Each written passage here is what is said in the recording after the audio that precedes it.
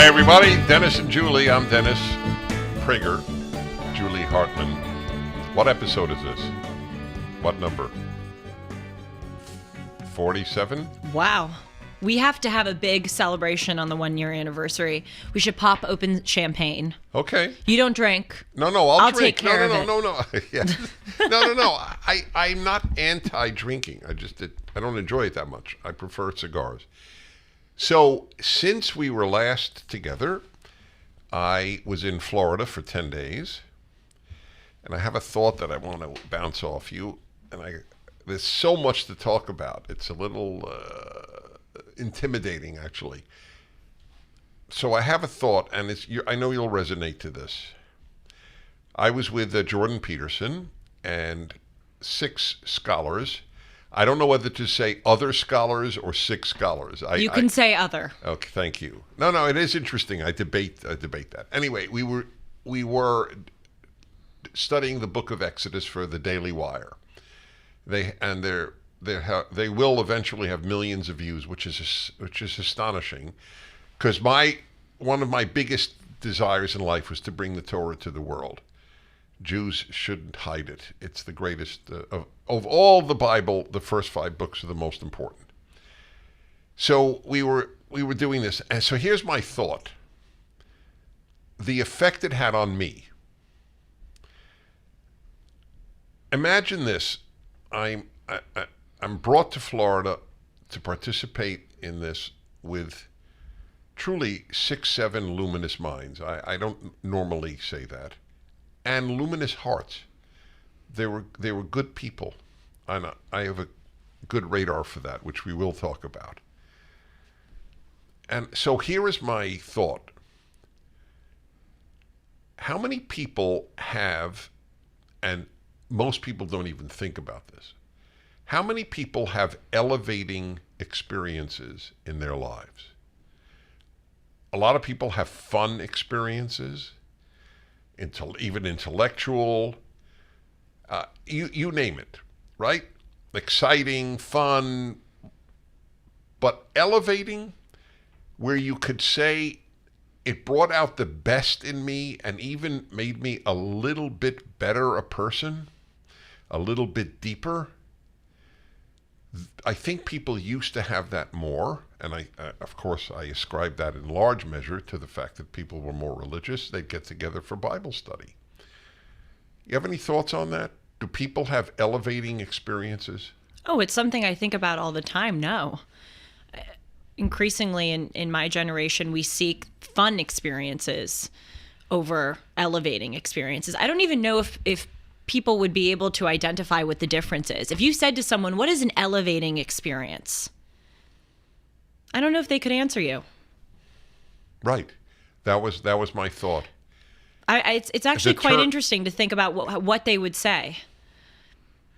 I don't know. Well, so for example, as you now know, I have an elevating experience every week at the minimum because of my Shabbat, my Sabbath. Right. So Friday night, with a group you're now acquainted with, the chosen dozen, and then on Saturday at the synagogue that I teach every week.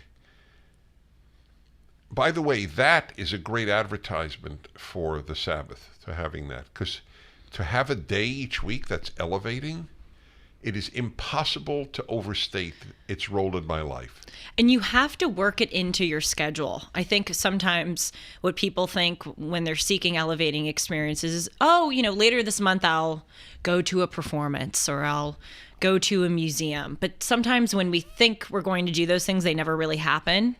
The can keeps getting kicked down the road. So to block off that time where every single Friday you have to go and do this. That's right.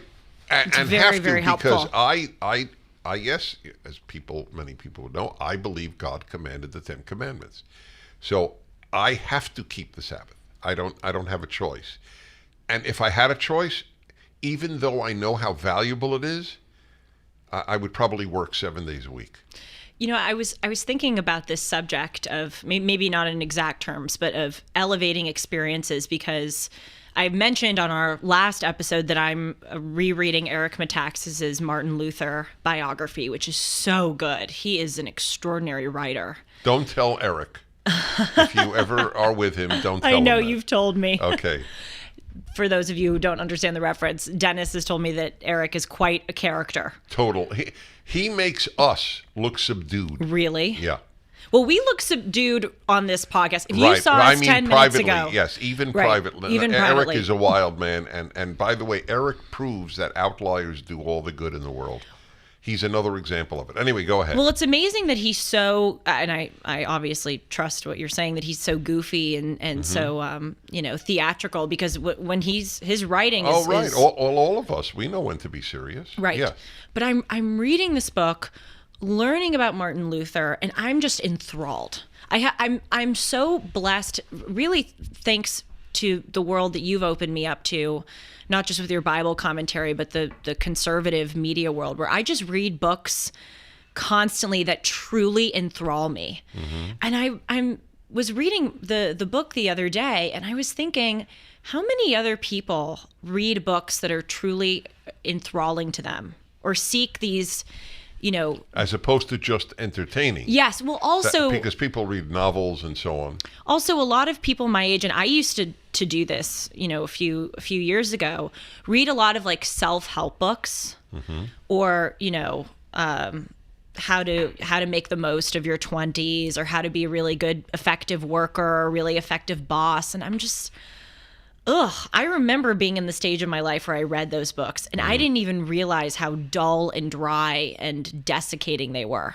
But now that I'm in the stage where I'm seeking enthralling, transcendent experiences, I realize the gap.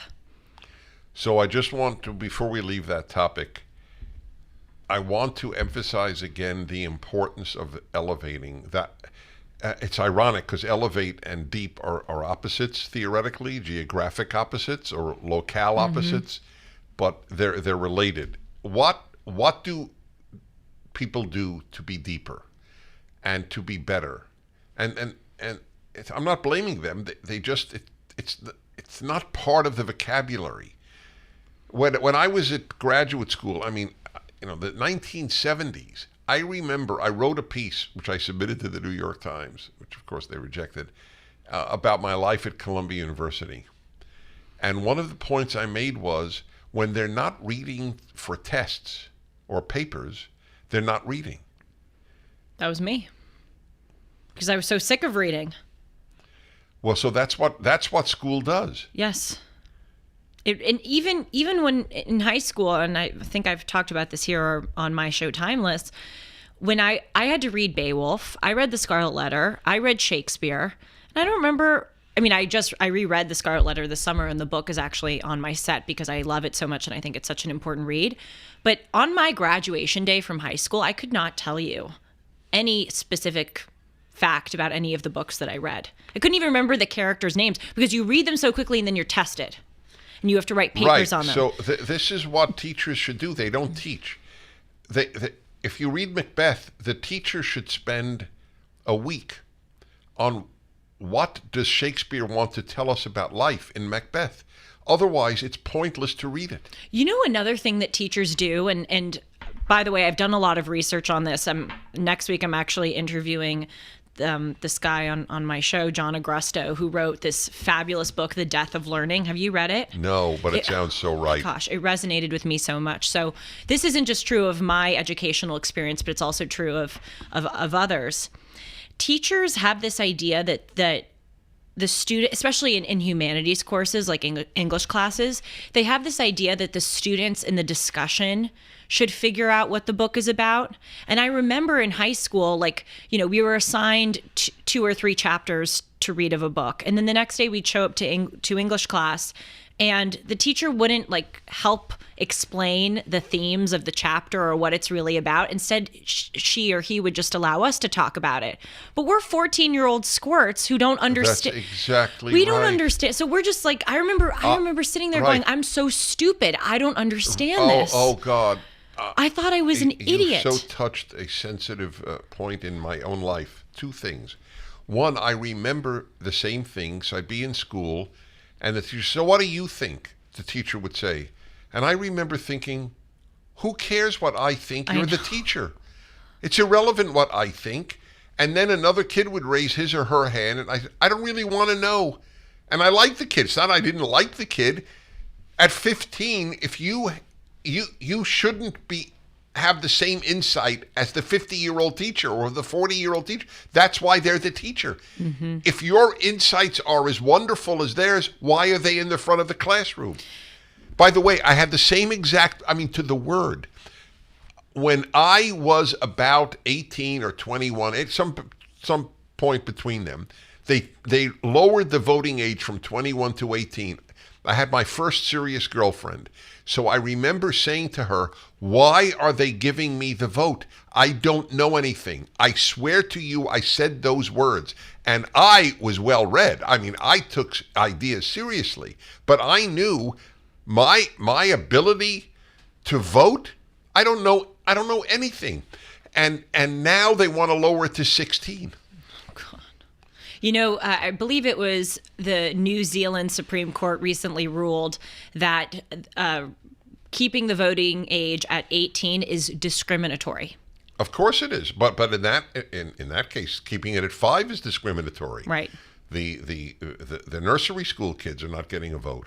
So they were saying it's. By the way, you know my theory on that? Why people on the left want to lower the vote to 16? Because most people are liberal at that age and they will vote Democrat. Well, that's the political reason. Entirely right. There's another reason, in my opinion.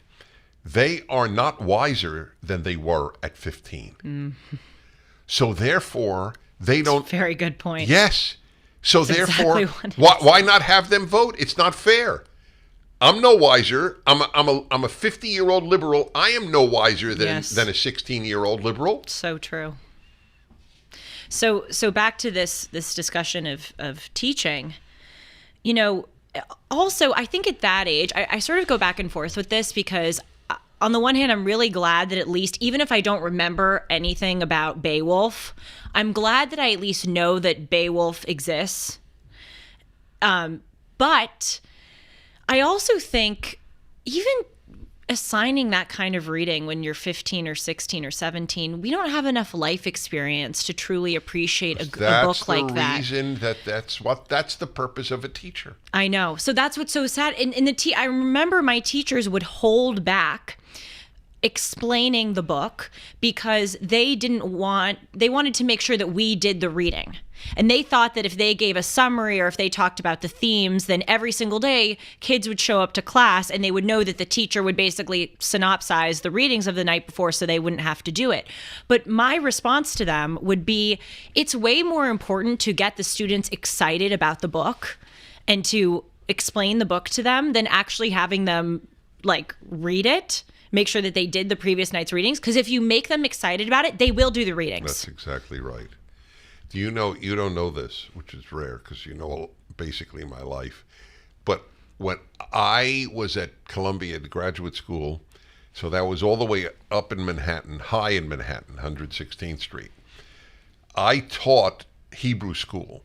So high school kids whose parents basically forced them to go after school. It's like Bible class for Christian kids. So it was 2 nights a week. And I went all the way to far into Brooklyn, almost near the beach, Coney Island, and I would teach at this Jewish center. And I said to the kids the first night they came, I knew they didn't want to be there. They wanted to be having fun, and here they are at Hebrew school. So I said to them, and I remember I just looked at them when I said it, and I had such joy. I said, listen, it is my task to get you interested in this material. So I want you to know something.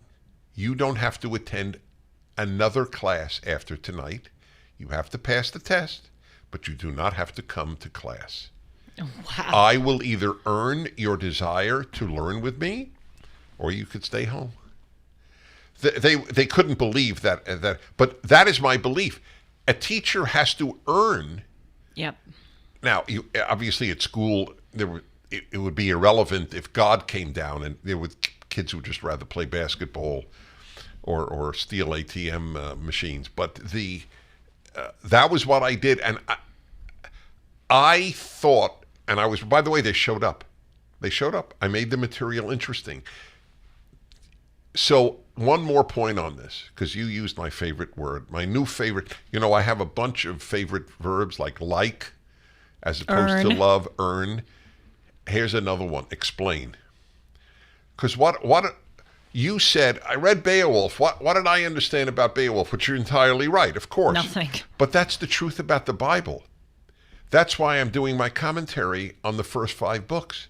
Because if you pick up those 5 books on your own, it's like reading Beowulf. Mm-hmm. You'll understand some of the stories, but why is this any great? What is this relevant to my life? That's what I do in the Rational Bible. It's such a missed opportunity because there are so many wonderful, deep, enriching books out there. Well, that is the whole point of them. And they just, I really look back and I realize how much of my high school experience was about testing and about cranking out and writing essays. And it sounds harsh to say because, as I've said many times, in many ways I do appreciate my high school, but I sort of want to go back and ask some of my teachers, like, why did you focus so much on that? Do you know that your job was to be here to make me excited about this? Why did on my 11th grade English final exam, as I said last time, half of the grade in one of the sections was to be able to identify what number sonnet of Shakespeare. They would give you 2 lines and you'd go what number, what year was it written? They could practically ask you what kind of ink was it written in? They just such minutia. I remember I had a test once in history class at the end of the year. It was the last week of school, and we had finished the curriculum, and my teacher didn't know what else to do with us, and he quizzed us. He had us take this test on a series of questions. We had to name, for instance, on one of them, the top 5 most used airports in the United States in order. In exact order. I guess number 1 is JFK. Number 2 is LA. I think number 1 is Atlanta. Yes, that's right. It's actually true. Well, I know my airports. Well, I live in and them. Maybe that would be interesting for you as a guy. It would. Well, not as a traveler. Yeah, but anyway, go on. I remember there was these, just and you would get points off if you put Atlanta as number 2 instead of number. You had to list the top 5 exactly in order, or the top 5 most used freeways, and just stuff why are you? And it was just for the sake of a test, just to test us. And I just thought, what about in that last week if my teacher picked some leader or person in history and just talked to us about him or her for 5 days? Why is it important? That is all a teacher needs to do. Why is this important? Yes. Do you know you will get a kick out of this? I wrote an essay in high school. I may still have it actually. I have to look in my hidden file somewhere, and it was titled "The Tyranny of Marxism." Did I tell you this? It's actually a title of one of our episodes. Marxism. Yes, right, Sean? Isn't it a title of one of us? Not Karl Marx. School Marx. Yeah. Yes, I knew that. You know what? I didn't. And as you were just saying that right now, I was thinking, thank God back in high school, I didn't realize how messed up it was that I was constantly being evaluated and tested and I wasn't retaining any of the material. Because I think if I had realized that, I would have been a more rebellious child than I was. Like I was. Yes. I graduated in the top 80% of my high school class, which people think, what's so bad about that? Till they think another few seconds and realize it's the bottom 20%. History repeats itself, and we're seeing that play out right now with inflation. When Jimmy Carter took office in the late 1970s, gold sold for $140 an ounce. By 1980, the price of gold topped out at $870 an ounce. If today's market performs like it did when Carter was in office, the price of gold could skyrocket from $1,800 an ounce to $9,300 an ounce. This is Julie Hartman for Am AM-fed coin and bullion. Don't miss out on a great opportunity to purchase precious metals while prices are still stable. If history repeats itself, we'll see a run on gold, silver, and platinum that could drive up prices. Be smart and buy now. At AmFed, you're dealing with specialists who provide you with personalized attention, honest information, and sound advice. You'll never be pressured into buying outrageously priced so-called collectible coins or anything that you don't need. Take advantage of today's prices and consider AmFed Coin and Bullion. Call 1-800-221-7694 or go to AmericanFederal.com. That's AmericanFederal.com. So, we touched upon this, but only minimally. I want to talk to you about a couple of big themes. One is, and I have seen it at work this very week with you. This very day. So I have on the internet, I've been writing a column every week for 20 years, so it's 1,000 columns. It's amazing. I'm even surprised. Like, when did I come up with all those topics? That's my first question in my mind. Anyway, I wrote a 2-part series, Questions You Should Ask Before You Get Married. Have you ever seen that? No. Did you know I wrote it? Yes, I did. Okay. So it's a series of like 8 questions. If you're thinking of getting married, before you do, ask these questions of yourself and about the person you're thinking of marrying. One of them is, I'll just interrupt for a second. It's basically a red flag or yellow flag producer, my questions. If enough of these questions have a different answer than I'm giving, there are some yellow flags here. So here is one example.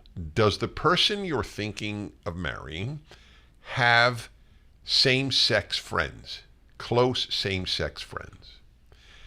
Which I never heard anybody pose as an important question to ask of someone one is thinking of marrying. So having this life experience and working a lot with young people and people wanting to get married and so on, I realized in life, it's not a good sign if a woman only has male friends or if a man only has female friends. It's okay to have, but it's generally healthier if they have a bunch of same-sex friends. You, who have passed every test I ever threw up in my brain about a human being, you have a lot of female friends. Many of whom you've met. And one is more impressive than the next, which I also have a theory on, which is either we'll get to or not. But and I have always had, I never had a female friend. I was married before Sue, my current wife, that's hilarious. Sue, my wife, current and permanent, I should hasten to add. I gotta say, when you just said that. Yeah, that's pretty funny, I know. My current wife, who knows what'll happen. No. I only permanent. said it because I have been married before. Yes, okay. yes. So she's my best friend. But, and that's the ideal, that your best friend you're married to. But other than that, other than a wife, I've never had a female friend. But actually, you're really, in effect, my first. Wow. I'm honored. That is a big deal. Wow, we've never thought of this before. You're right. Knowing what I know about your life, that's true. I'm sort of shocked. Holy mackerel. Wow. Did you ever hear of holy mackerel, by the way? Is this the yes, first time? I have, but So you know what where its does it origin? come from? I'll tell you No. where, because Catholics didn't eat meat on Fridays. So mackerel was a fish, and therefore it was called holy mackerel. Oh my gosh. Yeah. I'm a bad Catholic. I eat meat every day. If I don't eat meat every day, I feel faint.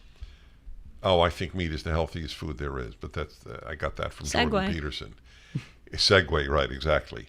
So I'm your first female friend. Yes. Great. Yes. So now let's continue here because of the proximity to the very present moment. So I met this magnificent woman in Denmark when I gave a speech there a couple of months ago, and Sue and I just fell in love with her, and we invited her to stay with us, and she is staying with us. She's never been to America before, and she is exactly as terrific as we assumed. And I thought, I don't even know if I mentioned this to Sue or not, but I was thinking, I really, really want her to meet Julie. You mean when you were in Denmark?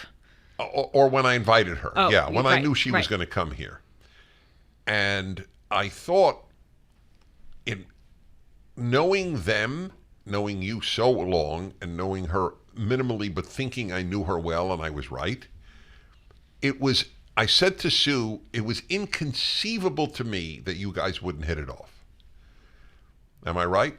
You're right. We just have certainly hit it off. We had such a fun morning this morning. We went driving around Beverly Hills because even though it was so funny because in the car we were talking about very intellectual, deep things, but we were driving around like Rodeo Drive. I was giving her a celebrity tour because in addition to being deep people, we also have a hint of shallowness in that we both like the Real Housewives franchise.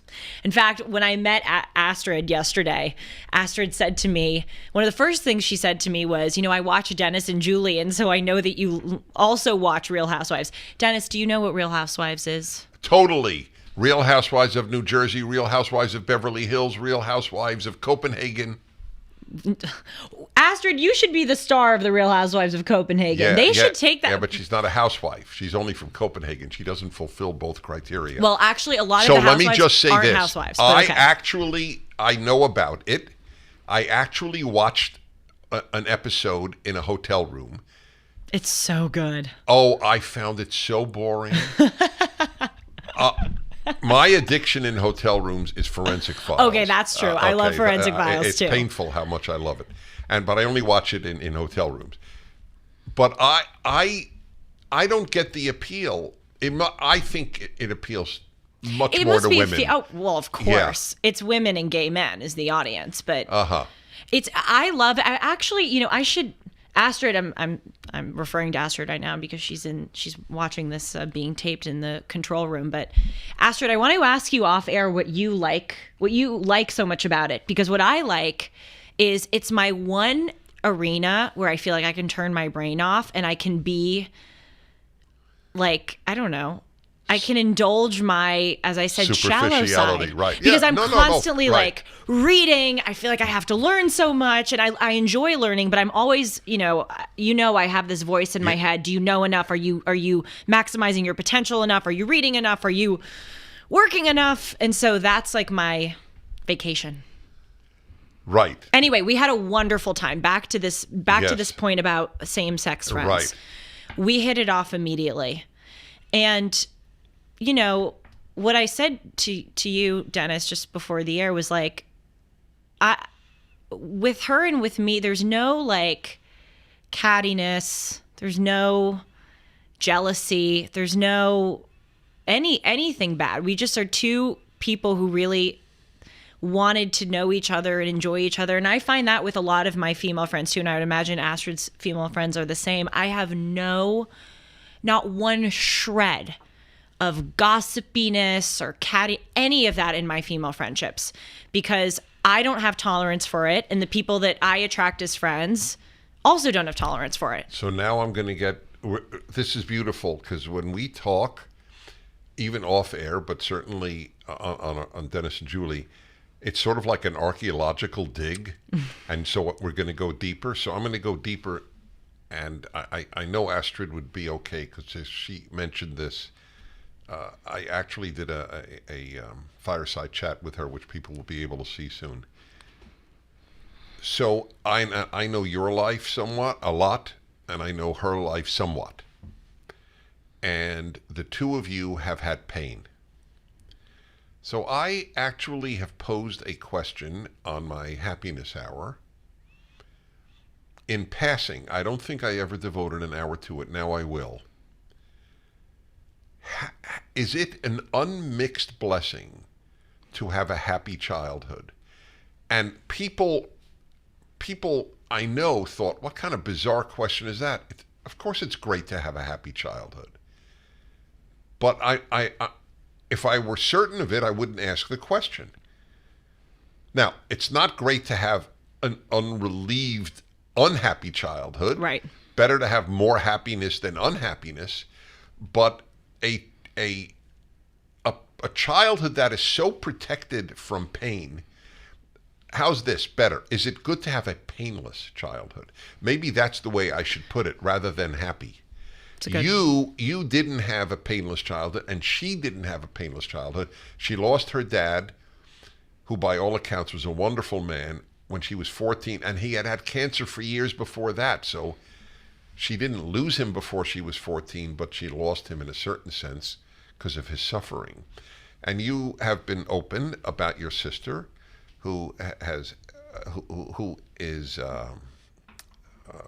what's our word here? Severely autistic. Yes, and now I have an autistic stepson, as you well know. Right. But it's even odd to say they're both autistic. I know it is. There's no comparison It is. between the two. He is not self-sufficient. He has to live with Sue and me. Right. But he's a joy. I mean, he's actually enjoyable to be with, because he's easy, and he's also easy to be that's with. the point. He's incredibly easy. Your sister is so difficult she can't live with you, with Yes. your Yes. family. You've had this your whole life. Yep. So this is an enduring pain that you have had, and it's a very interesting question, because parents for 3 generations, since the parents of World War II, that was my parents' generation. I'm the baby boomer. My parents were not part of this, believe me, but vast numbers of American parents, their biggest aim was that their child have no pain, because they had World War II and they had the Depression. So I'm going to make sure my kid has no pain at all, and the rest has been downhill. Well, it's interesting to think about, because I'm not a child now, but as someone who doesn't have kids, so in a sense is still a child of someone only, I am grateful for my pain, which sounds odd. I obviously wouldn't want, if I could go back and make it yes. Right, but I'm grateful for what it has taught me and who it is, how it has shaped me. But I mean, obviously I'm probably a few years away at least from having a child, but to think about bringing a child into this world and maybe hoping that they have some pain is hard to, because I can see on the, like, having a kid and wanting to just protect them. Here's the answer. You don't inflict pain on your child. You don't prevent them from having natural pain. Natural pain meaning so for example, I remember if I would injure myself, and I go, oh my God, it hurts. My father's answer, which was not sympathetic, I fully acknowledge, was, Dennis, it's only pain. Nobody died from pain. See, I have a pang in my heart hearing that. If I had a little boy running and scraped his knee, and that's why you need a husband. I would feel really fathers upset. Are tougher. That's right. The mother is supposed to cuddle. Interestingly, I didn't have a cuddling mother or a cuddling father. Right. And by the way, I will say, I think that prepared me for life really well. I think it could have been harmful for another kid, perhaps, but my nature, which is actually quite sensitive, because I so hate to see people suffer, but they toughened me up. And that, people marvel at, what thick skin I have, because I'm attacked so much. And if anybody doesn't believe me, just go on the internet and Google my name. Especially in the Daily Mail or Rolling Stone. Rolling Stone called you the biggest conservative COVID jack. That's all? Oh my God. Wow. There's a lot worse. I saw that. I was like, yes, oh my gosh. Well, exactly. But I grew up understanding pain is part of life. So here's the key. So Dennis, deal with it. Yep. They didn't protect me. Kids, have we discussed this? Did you have, what are they called? Jungle bars? What are they called? Like the Huh? What are they called? Monkey bars. Monkey bars. Did you have monkey bars? At school? Anywhere? Yeah, at school I did. You did? Yes. Your school allowed monkey bars? Yes. I thought they were sort of banned now. Oh, are they? I thought news so. to me. What, I had what about them. well? And you're okay. So you're almost a professional swimmer. So I'm not joking, right? It's true. Yes. So I'm curious. Did you know that California banned diving boards at homes like 25 years ago? No. Yes. Well, You cannot have in California Wow. a diving board at your private home. at your private home. How do they enforce that? Well, the way they'll enforce what is it? The hoped for ban on gas stoves. Oh, what about the ban on gas powered cars? Right. Well, those are easier. Well, not a stove, but Well, a car it's easy. is I mean, easier to spot out. But Well, companies that sell diving boards presumably would So know they sick. could be. Oh, it's So totally sick. Exactly. Of course, we had diving boards, and there were accidents. And the aim of a painless life is catastrophic. Well, these people are, we need to get back to this point, but these people are so stupid because on the one hand, they're banning diving boards because those are unsafe, but then they're having no cash bail laws and letting criminals go out on the street. That's How does right. that make any sense? Because what is it? The great Talmudic phrase of 2,000 years ago: "Those who are cruel to the kind will be kind to the Yep. cruel." So on this point of having a painful childhood or a childhood with some pain, I hope Astrid doesn't mind if I'm talking about this, but because she talked about it on the fireside chat, I feel comfortable saying we were talking about her father passing, and one of the things that Astrid said to me was that when she goes out in life now, because I said, how has that affected you or changed you? And she said, I really appreciate people more. And she said, when I meet someone and they're willing to extend a hand out to me and I see that they appreciate me, I am very much willing and happy to take it. And it made me think, and I said this to Astrid in the car, so she's going to get a little repeat of my sermon. I said, it's so interesting to think that everyone walks through life with different goggles on or different glasses on. Like someone who had survived cancer must walk around every single day feeling like they had a new lease on life. Mm-hmm. Like they must sit in a car during a traffic jam and think, when the rest of us are like, oh my God, this traffic jam, they must think I am so lucky to be sitting here because, things could have been so differently. Or, Astrid has these certain glasses on because of her experience with, her father's tragic passing. I have certain glasses on in life because of my experience with my sister. We all have these. Well, not all, but yeah. Right. Everyone has glasses on, but some people's glasses, well, actually, I shouldn't say everyone has them on, because what I said to Astrid in the car as we were talking about this was some people don't. Some people don't have a strong or good worldview. Well, when a girl came up at the microphone at a college that I spoke at a few years ago, because I say, if you don't agree with me, come first up to a microphone. So she goes, so are you saying to me, Dennis Prager, are you telling us that we women are not oppressed in America? Yes. Oh, it's exactly what I said. I said, that's exactly what I'm telling you. Let me understand something. Your parents or somebody's paying $50,000 a year for you to be here. You have a plush dormitory room. You have an Olympic-sized swimming pool. You don't have to sauna. wear a hijab everywhere you go. Yes. You don't have to get permission from your husband or your brother to leave the house. You're not doing any work for any of this. And you're telling me you're oppressed? I'd like to introduce you to Monorail, America's investment app that takes you from where you are to where you want to be. Monorail is an investment and savings app that is made for patriots by patriots. It doesn't matter whether you're an Apple fan or if you prefer Android. Monorail is available in both environments and online at monorail.com. Monorail is safer for users with bank-level encryption and biometrics. Your money is protected with Monorail through the Securities Investor Protection Corporation and the FDIC. No matter how you engage with monorail, you're getting the security and the safety that you need, whether you're adding funds to your investment account, looking to buy a stock, or putting money aside for future purchases. With monorail, you can put your money where it matters and utilize the economic power that built this country. Don't go somewhere else to trade stocks. Monorail gives you the freedom to purchase whole or fractional shares in companies that you believe in. It only takes 5 minutes to download the app and to set it up. Join the pro-America money movement. Join Monorail.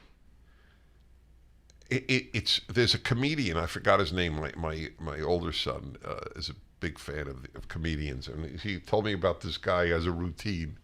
Obviously, I'm going to totally ruin it, but it goes something like this. You know, folks, we really do need perspective.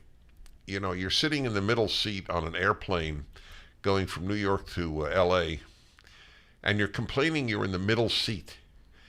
So let's try to understand something.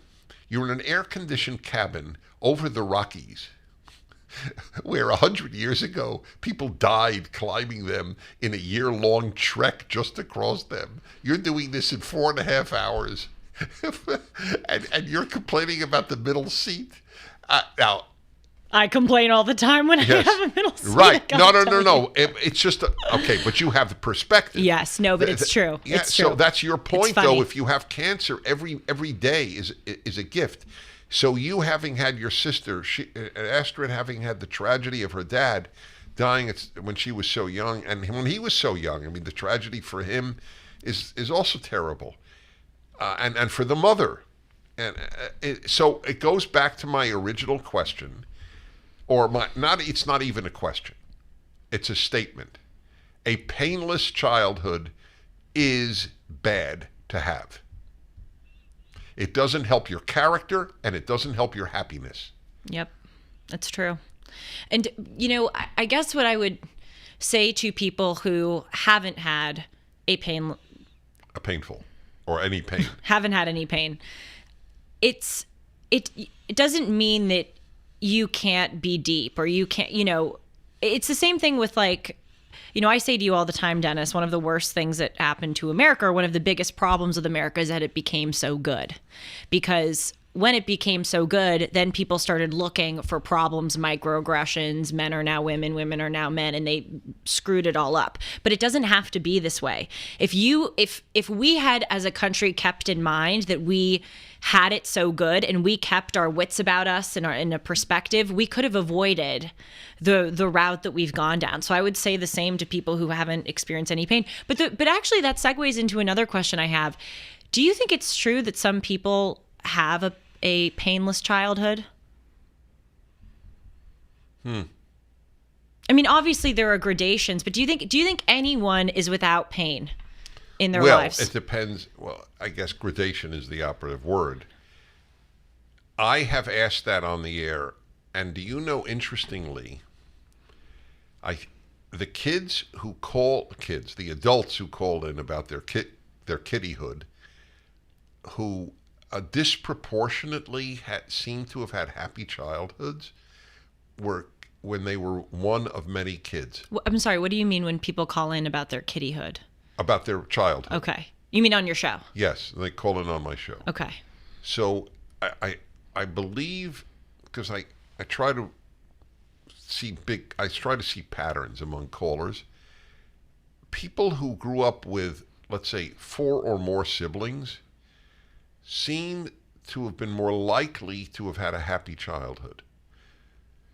And here's the interesting, again, it's somewhat counterintuitive, partially because the parents couldn't helicopter them. When you have 5 kids, you can't helicopter each kid. You can helicopter 1 or 2 kids, but not 5, 6, or 7. And it's probably harder to anoint one as the favorite. Well, that's really it's like bad. A rugby that's scrum. Joseph and his brothers.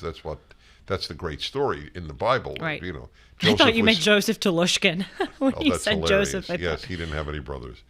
But Joseph, the individual in Genesis, with his 11 brothers, and they hated him because he was favored by their father Jacob. It's by the way, just parenthetical, every family in Genesis is dysfunctional, and I think it is God's way, because I think God is the ultimate author of these first 5 books, of saying, hey, if you have a dysfunctional family, please know that's the norm. Mm-hmm. Anyway, it's not as bad as theirs. No, I don't know anybody who was sold into slavery by their brothers like Joseph was. Right. That's pretty egregious. Pretty egregious. But the larger point is, I don't know if it's true. I would love some survey that, if I would trust it. Are kids who grow up with a lot of siblings happier? I bet they are. Yes. Yeah. Well, they're certainly less neurotic and less spoiled. You know something? This is so off topic, but again, welcome to Dennis and Julie. This is either going to make total sense to you or no sense to you.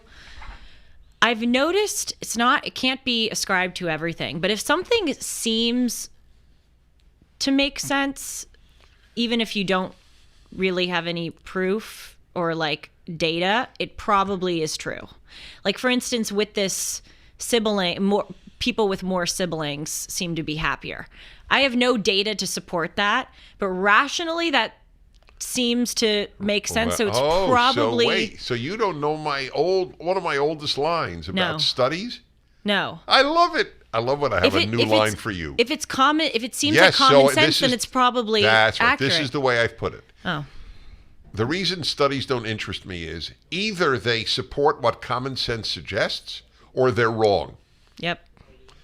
I have never encountered a study that was opposite of what common sense suggested. There is only one. I shouldn't say never. There is one, and it turned out to be accurate. Oh, really? What is yes, it?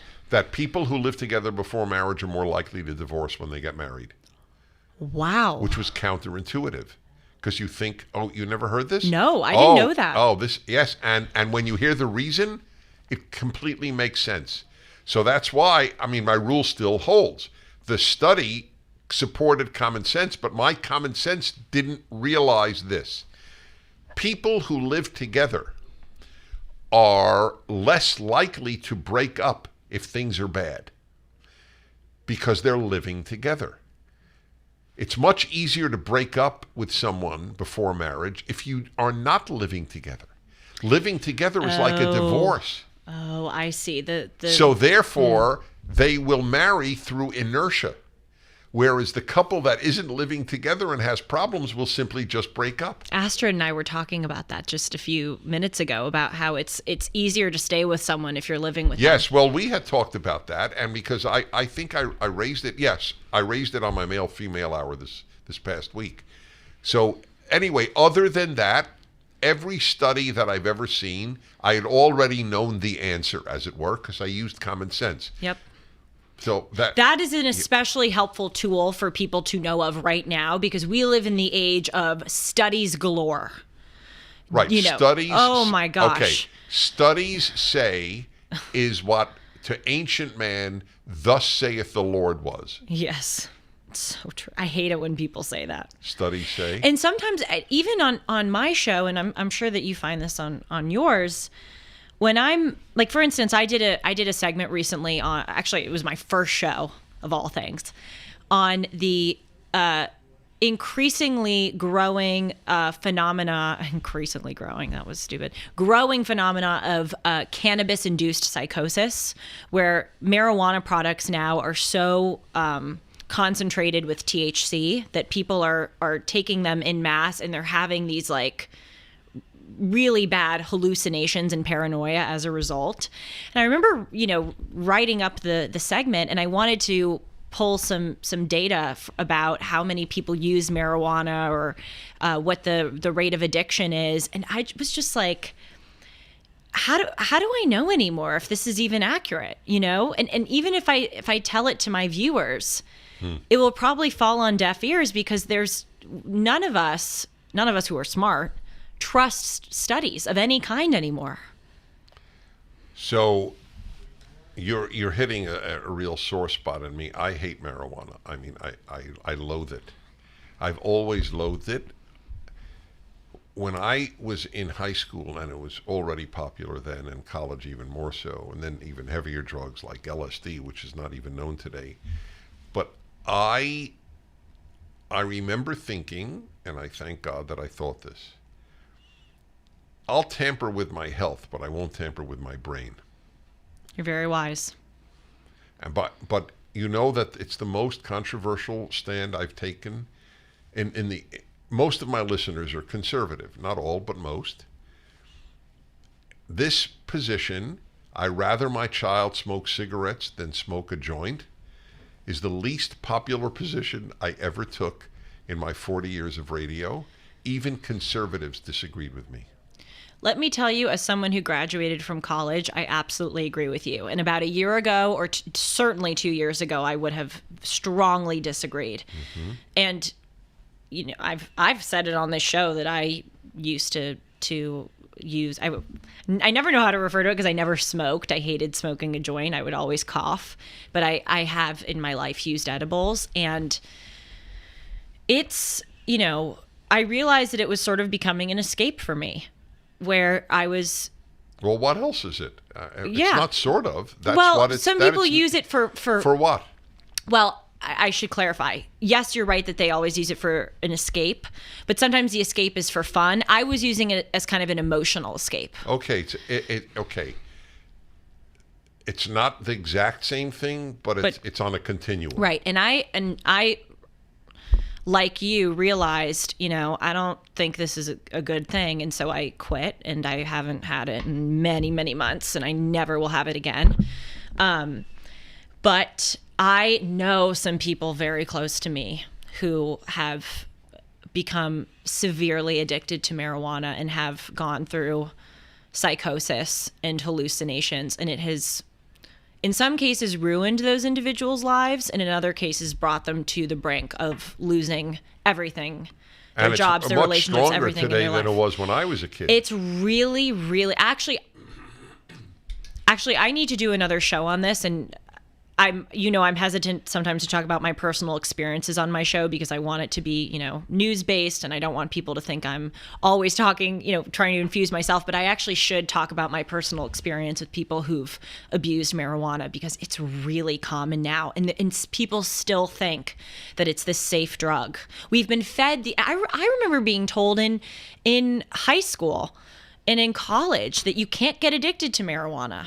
Really? Yes. It's impossible. It's because the problem is, Dennis, it of course, unless the edible or the joint is laced with something like fentanyl, it actually is impossible to overdose on marijuana. There is no known lethal THC overdose amount. So people think, oh, well, if there's no overdose amount, then you can't get addicted to it. It's this weird, illogical line of logic. But people, I promise you, if you took a survey of people my age, that's what they would say. 9 out of 10 would say you can't get addicted. Yeah. Well, we live in the age of foolishness. People are fools. And if you raise your kid, oh, never smoke a cigarette, but a joint, okay. Yeah, that's bad. I always ask people, I said, I'm just curious. If it were up to you, you're about to board an airplane. You've said this on the show before. Well, I love that you remember everything because it's great. It really. Well, I bring it up to you because it's one of your classic would you rather alternatives that are really helpful. But wait, so I have two of them. I have a joint or a cigarette. So yeah, let's tell the viewers. Would you rather have your pilot smoke a joint or have a glass of wine before you fly the plane? One of my two. Yes. That's alcohol versus a joint, right? But more obvious is even tobacco. In fact, I would be happy if my pilot smoked a cigarette because it makes you more alert from all the studies that I have read. I'm using studies because that's a medical thing and I wouldn't know. By the way, for the record, I don't smoke cigarettes and because I would choke if I inhaled. I smoke cigars. And cigars and cigarettes have almost nothing in common, but the anti-tobacco people have lied for about 40 years about that. They lump all tobacco together, which is a lie. It's just a lie. You don't inhale cigars. That's the biggest difference. And the reason you don't inhale cigars, you don't smoke cigars for the nicotine. You smoke cigarettes for nicotine. You smoke cigars for taste. Good to know. I've never had either.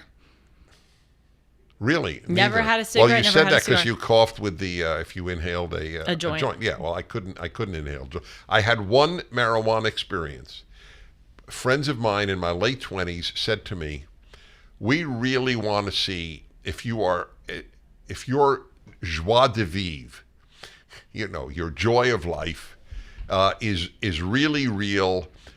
So marijuana gets rid of all inhibitions. Let's see what happens. Where is the real Dennis? Bake a brownie with marijuana." So I said, okay, I'm very curious too. What will it uncover? I've never heard this story. Yes. Oh my gosh. And I think I could even find you people who were present, if I'm not mistaken, because I remember pretty vividly where it was. Anyway, so sure enough, they baked it into a brownie. And you know what? I remember vividly what I became, so to speak. And remember, this was the first time, so it's really strong, and it was a good dose in the brownie. Oh no. All I did was just talk. I couldn't stop talking. So basically, you got me on steroids. There was no depressed me underneath this me. Okay. In the spirit of full honesty, that's what would happen to me when I would take edibles. I would just start talking. Oh, really? Yes. And I will say this about drugs and alcohol. I mean, the only drug I've ever taken in my life is marijuana, and I've never even been around people who've taken other drugs. So I don't know what I swear to God, I'm being honest right now. I have no idea what cocaine does to you. Right, me neither. Not just personally. Right. I mean, No, with I other understand. people, like what is the Right. effect that cocaine has? I don't know. But I've seen, and myself, people get drunk, and I've been drunk, and I've seen people have edibles, and I've done edibles. And actually, I've never seen this where it's not the case. People's real sides come out when they're drunk or when they're high. And I'm sorry to use this word because it's kind of tawdry, but alcohol is a lubricant. It makes In every way. in every way. Right. That's correct. It makes That's why men like to ply women with alcohol. Yeah. Well, I didn't mean it so much in that sense, but I mean it's certainly true in that sense. But it makes it a lot easier for you to express what you're really feeling. Right. So here, you will love this, okay? So here's an example of one of the many kernels of wisdom I learned in my Jewish school, yeshiva, in elementary school and high school. There's a saying in Hebrew that you can know a human being. Now I'm going to say it in Hebrew only because you will see how similar the words are. It's a play on words. You can know them in Kiso, Kaso, and Koso. They sound identical, right? Very similar. Kiso, Kaso, Koso. Yes. Kiso means his pocket. Koso is his cup. Kaso is his anger. You can know who a human being is by how they act with their money. That's the pocket. Kiso, Kaso, Koso. When they're angry and when they drink. I love that. I That knew is you would, so yes. true. So by the way, just parenthetical tangent. I learned more wisdom in 5th grade. I have an article on the internet how I wrote it in the last year. I was taught more wisdom in elementary school than kids are and professors have at any elite school, any university in America. I believe I had more wisdom at 11 than 99% of the professors in the United States today, let alone the seniors at Harvard, Yale, or Your Berkeley. grandchildren, let me tell you, because I spent time with that's them right. Well, yesterday, talk who about are it. 7 and 12 years old. They are, I swear, I'm not just saying this to flatter Dennis. I know you're not. They are the nicest, most polite young men. Calling them young men because one of them is 7, but they are just so sweet. And your oldest grandson, it really touched me how what a sense of responsibility he felt for his brother. You know, like Jack wanted to go get a Hershey bar from the vending machine, and Daniel, who's the older one, 12, was like, "Oh, I'll take you. I've got it." You know, and I gave him and he wasn't like, "Oh God, I have to take my brother to go get this thing from the vending machine." He was so happy to be with him. They have more wisdom than well, most by professors. the way, I had him on the show. I had them both on. I listened. It was precious. Wasn't it? It was and really what cute. did the older one, who's just 12, what did he talk about? How he debates his liberal teacher about the alleged wage gap between men and women. Oh my gosh. Because he watches PragerU videos. Well, in part, that's correct. And he has and you as his grandfather. Well, and he has great parents. I mean, I got to give them credit. But because they deserve it. They're raising him. I'm not. Have you ever picked up a towel set because it felt really soft in the store, but then when you go to use it, it's not very absorbent? It's basically a towel that's leaving you out to dry. Well, that's why MyPillow has developed the MyPillow towels. Towels that work.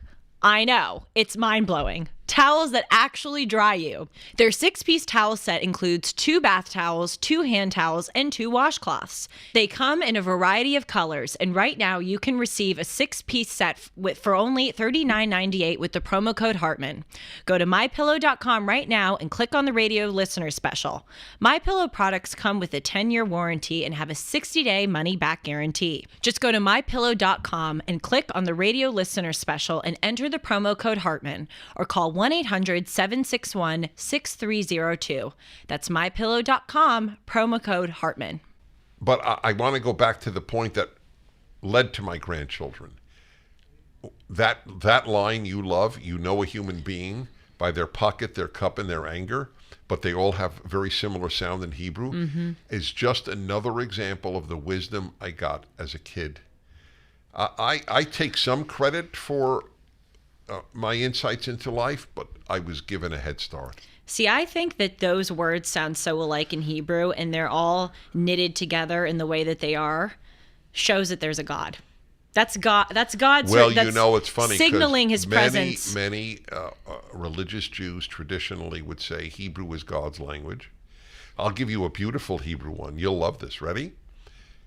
The word for truth in Hebrew, emet, 3 letters, is the first letter, the middle letter, and the last letter of the Hebrew alphabet.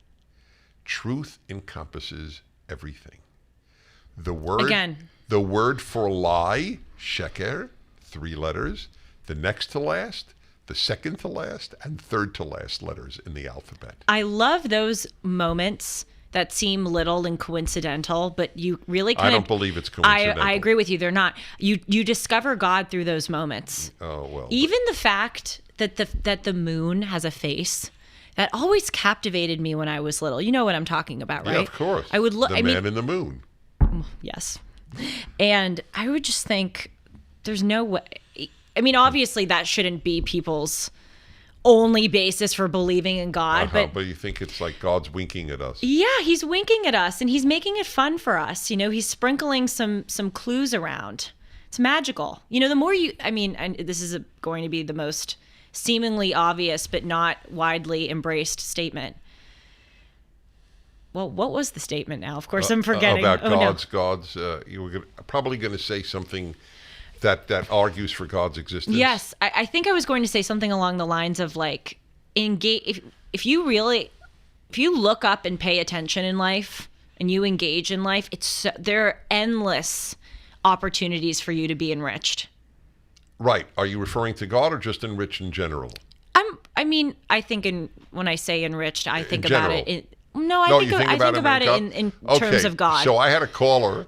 It's perfect you should mention this. I had a caller on the radio who said, you're talking about there's so much nonsense that people believe, like men give birth. He said, well, what about the nonsense you believe? I said, for example, God. You believe in God. That's total nonsense. So it's so interesting. The certitude the man has that there's no God.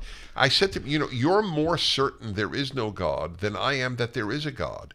I acknowledge that I allow for doubts because all faith allows for doubts.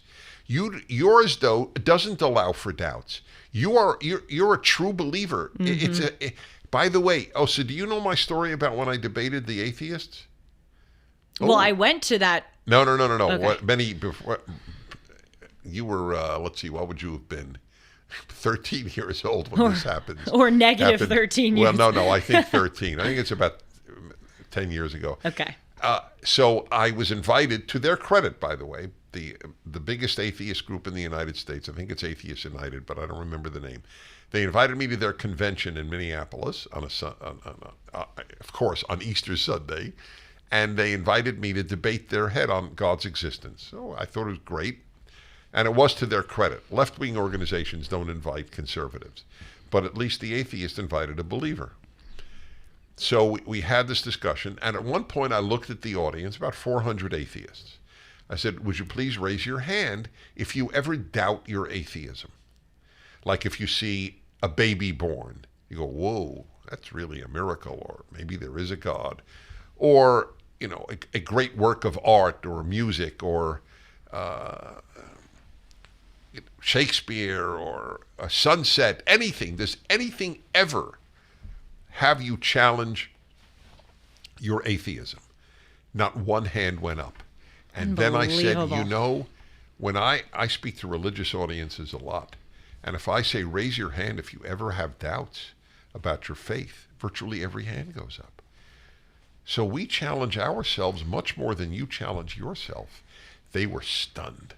I have to tell you, Dennis, you know that I've been trying to go out on more dates recently.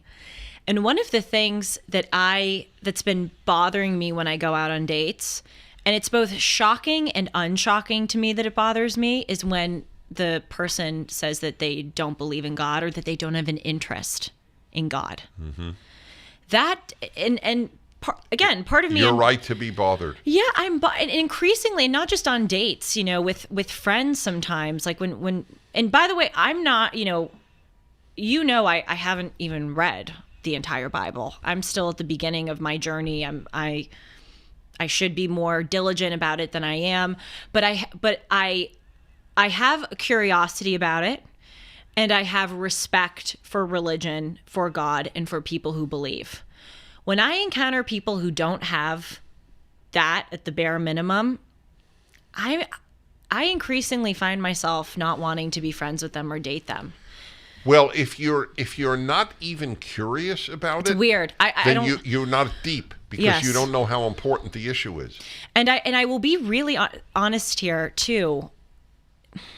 Contempt isn't the wrong word, but I feel a little like a tiny shred they have lost your respect. Anger. Yes. Again, I think that's a better way to put it. Anger or contempt isn't the right, but maybe it is kind of the right way to describe it. I feel a little bit like, well, who are you to, be so cocky or confident that this is so, again, it's our minds melding. So I mentioned there are 2 books in my life that I didn't read entirely, but the title alone changed my life. That's an amazing thing. And I'll tell you what they are. Just as what you were saying, one of them was titled, and people could look up the book, The Arrogance of Humanism. And I remember thinking, wow, I never thought of that.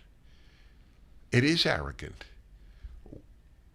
All of these generations before me needed God and the Bible, and I don't. I'm that brilliant. I'm that deep. I'm that moral. I have such a clear moral compass. I don't need that. The arrogance is breathtaking. The other book, which is not a totally unrelated theme, not totally, but unrelated, that changed me just with its title, was written by a rabbi, a British rabbi, and I remember I was studying in England in my third year in college, and that's when I think it came out.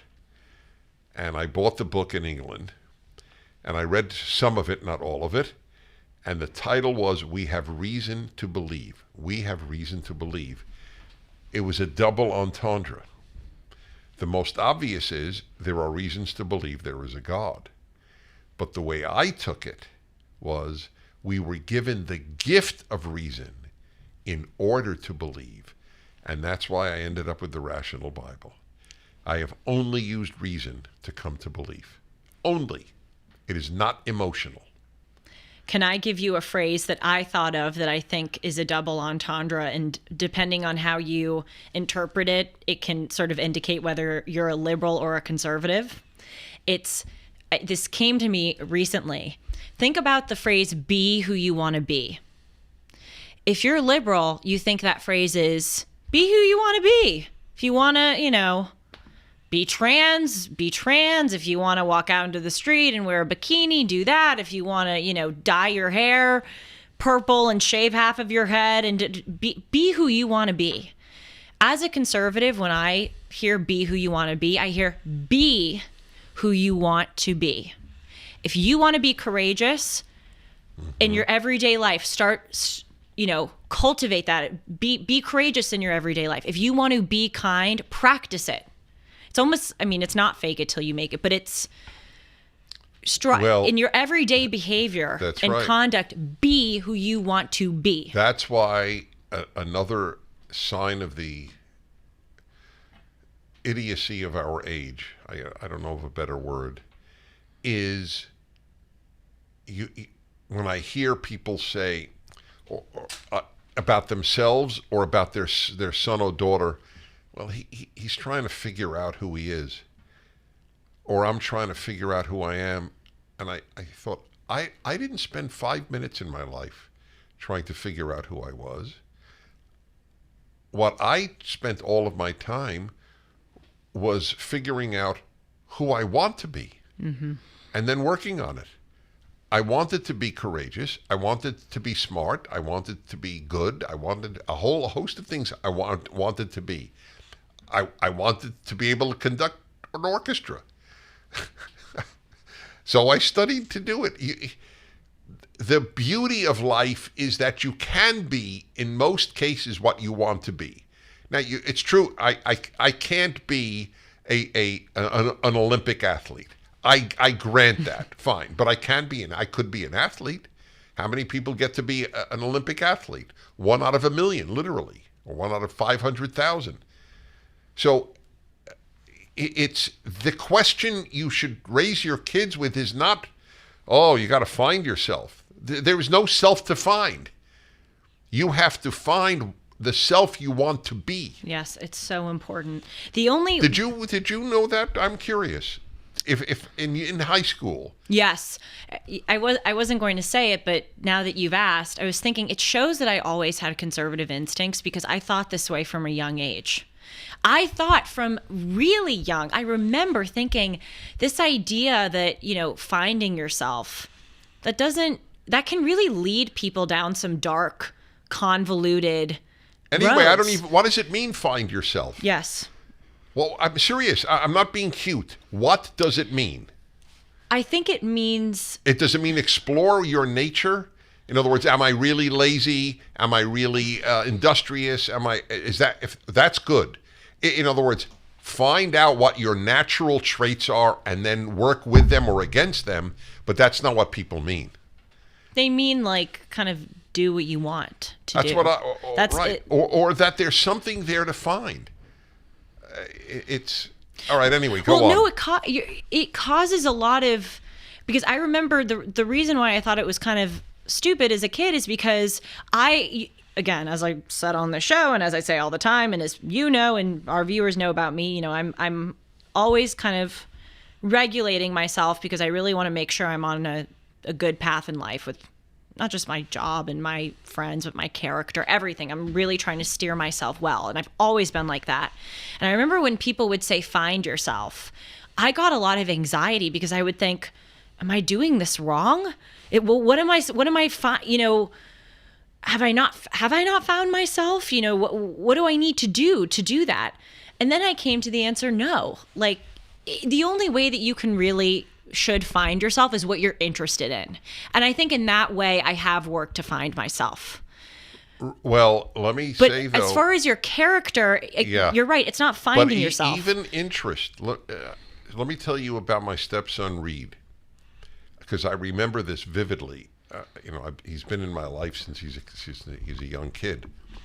So I remember in high school, for, I don't know what it would be called, extracurricular activity, but the non-academic pursuit. So he wanted, I don't remember what it was. He wanted whatever it was, and it was already filled. There was only one thing left by the time his turn came, and it was, what would it be? Theater production. Like sets, building sets for theater plays that the kids would put on at school. And he thought, oh God, this is the last thing on earth I want. As a result of that, he became almost a genius in constructing things. And I don't mean sets for theater, but he's now a major IT figure. It totally opened him up. So he that's his field. He's professional at it. Right. He makes a living at it. He works at PragerU, right? Well, he did for years, yes. Oh, that's right. Oh. He wanted to be independent, which I totally identify with. But it's so interesting that is very important. Even that is not accurate. Find out what you're interested in. You don't know what you're interested in. But that's finding. It. Okay, but yes. I think that's what it means. I think finding out is exploring. I thought finding out without exploring. No. You just look inward. No. Looking inward. No, you have to explore. If you look inward, there's not much you'll see.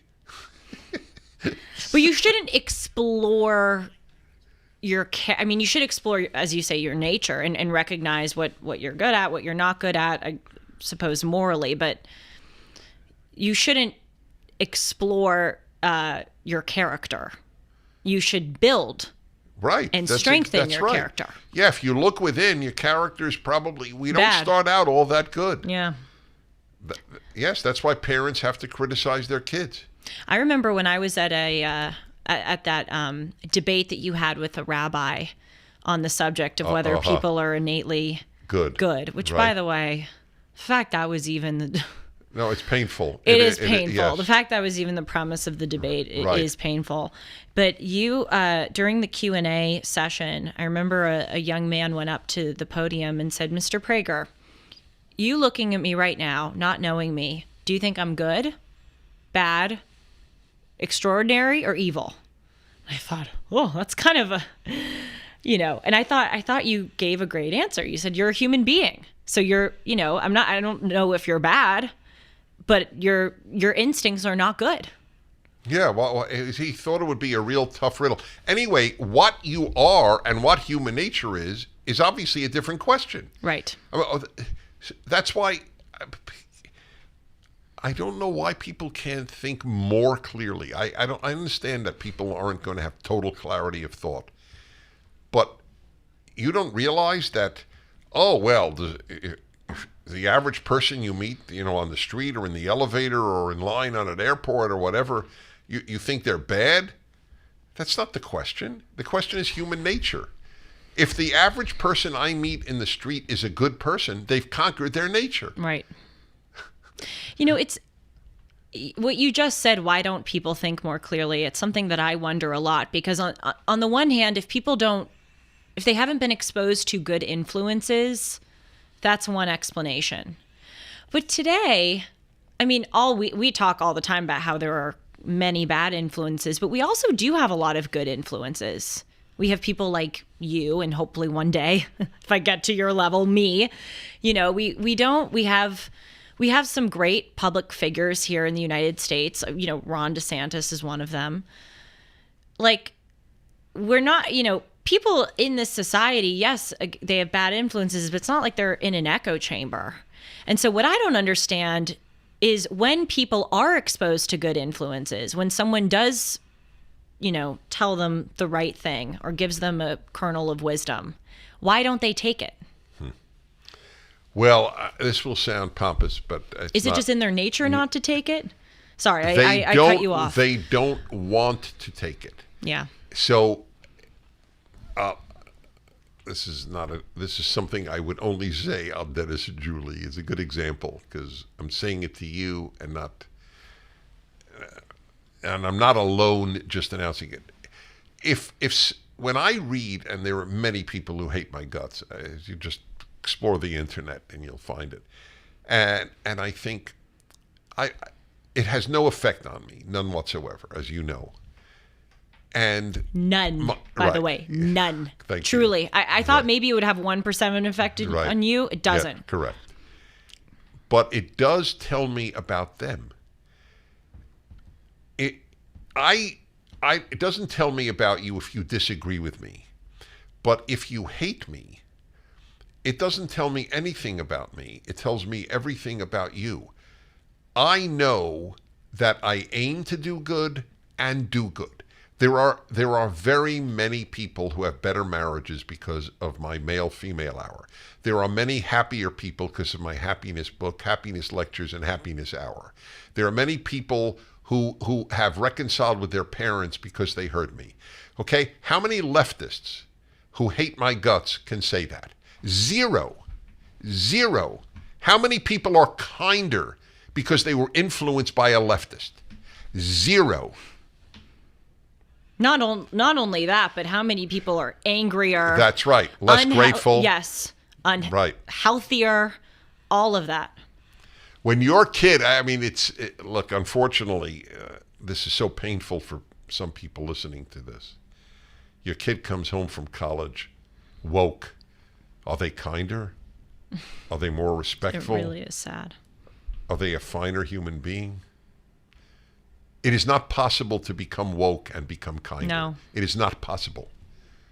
It is like becoming taller and shorter at the same time. You can't. They're mutually exclusive. Well, I say to people sometimes when I'm debating about religion, I say, if you were on trial and you could have a jury of 10 or 12, well, how many are on juries? 12. 12, yeah. 12 religious people or 12 non-religious people, who would you want? And most of them say that they don't care. That's interesting. So they would say, well, it depends. You know, knowing that I was a leftist, I would prefer secular people. But you're thinking of just where politics had nothing to do with your crime. Yes. While you're charged. Yes. Who would you trust more to Yes. Well, rule honorably? Well, and it's the same thing with woke people. Would you rather have 12 non-woke people or 12 woke people? Well, that's interesting, but I'll give you one that's proof. So I asked Pearl and Sam Oliner, Oliner, two professors at Humboldt State, Cal State Humboldt, who were both sociologists, secular, totally secular people, secular Jews. And I interviewed them, this is about 35 years ago, because they wrote a book on altruism, which is very interesting to me, why people do good. I'm more interested in why people do good than why they do bad, because the why people do good is the outlier. And I asked them, because they were writing about, among other things, rescuers of Jews, non-Jewish rescuers of Jews. Because if you hit a Jew in the Holocaust, you were risking your life, Yeah. and maybe your family's life. It was an incredible risk to hide a Jew, especially in Poland. And so I asked them, knowing everything you now know, and they were from Europe, with all your studies of rescuers of Jews and altruism, if you were a Jew in 1941 in Poland, 42, and you needed to be hidden to save your life, you could knock on one door, a Polish lawyer, a Polish doctor, a Polish professor, or a Polish priest. Which door would you knock on? And they were, I emphasize, neither was at all religious. And they said the priest. Mm. That's more dispositive even than the jury, Yes. I think. Yes, it is. So I think, Sean, are we about timed out? Gosh, it goes by so fast. Thank God. And there were other subjects that we were going to get to. I have to write them down. You do have to write them down. You know what I was thinking is the magic of this podcast, if we do say so ourselves. We really think we're in a room together having a correct. conversation, and there are There are times we have these conversations and say it sounds totally. like we're doing our podcast. Well, we have to stop ourselves before we get on the air because we say this would be so good if it recorded, Yes. but we just That's true. we both don't really realize that we're on the air. Thank God, and it's very real, which is everything. And that's what our new friend Astrid loves, real. That's right. Is she still in there? Or has she gotten so bored and tired of us? You can reach me at julie@julie-hartman.com. And please follow us on. Now, I quizzed you about this last week, Dennis. So let's see if you remember. What is our Instagram handle? BrooklynDodgers.com. Take it. Oh, yes, at Brooklyn Dodgers. Oh, my gosh. Is that right, Sean? Did I get it right, Sean? At Dennis Julie Pod. And you can follow me at Julie R. Hartman. And please watch my show Timeless tomorrow. Because Dennis and Julie is on Mondays, and then Timeless I'm is looking at you on the screen. You're Tuesday, very Wednesday, pretty. Thursday. Me? Yeah. Oh, gosh. Well, Oh, I don't know. yeah, that's a subject. That's a subject. Women's self-image. Yeah. That's key. Yeah, we got to do that. I don't think one. I'm an ogre, but that's okay, nice you don't to think say you're pretty. an ogre. That is adorable. Okay, everybody. Great to be with you. Shalom.